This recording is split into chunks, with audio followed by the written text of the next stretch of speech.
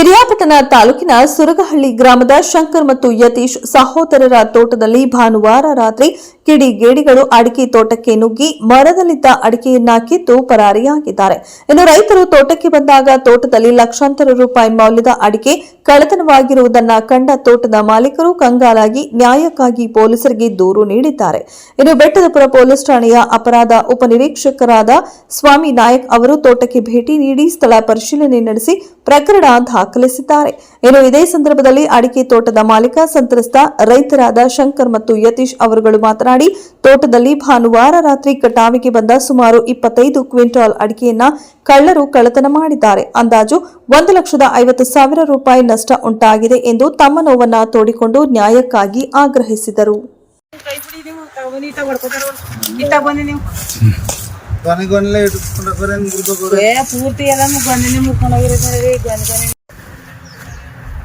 ನಮ್ಮ ಶ್ರಮಕ್ಕೆ ತಕ್ಕಂತೆ ಪ್ರತಿಫಲ ಸಿಕ್ಕಂಗೆ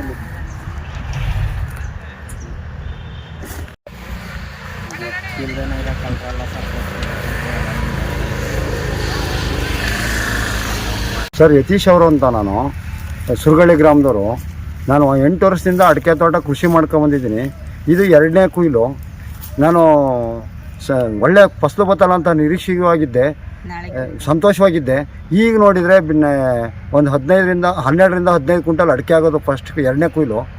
ಈಗ ನೋಡಿದರೆ ರಾತ್ರಿ ಹೊತ್ತು ಕಿಡಿಗೇಡಿಗಳು ತೆಂಗಿನಕಾಯಿ ಎಳ್ನೀರು ಎಲ್ಲನೂ ಉದುರಿಸ್ಕೊಂಡು ಪೂರ್ತಿ ನಷ್ಟ ಮಾಡಿಬಿಟ್ಟು ಅಡಿಕೆ ಕಾಯೆಲ್ಲ ಪೂರ್ತಿ ಕುಯ್ಕೊಂಡೋಗವ್ರೆ. ನಮ್ಮ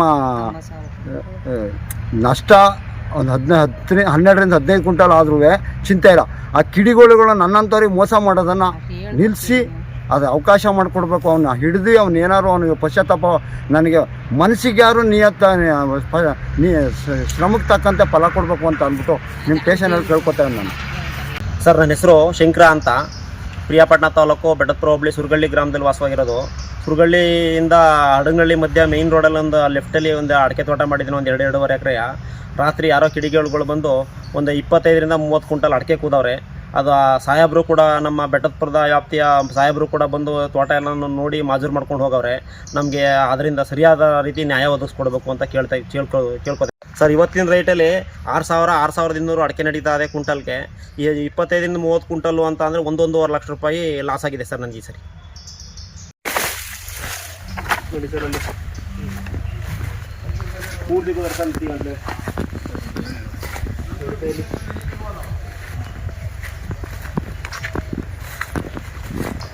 ನೋಡಿ ಅಲ್ಲಿ ಬಿದ್ದಿರೋ ನೋಡಿ.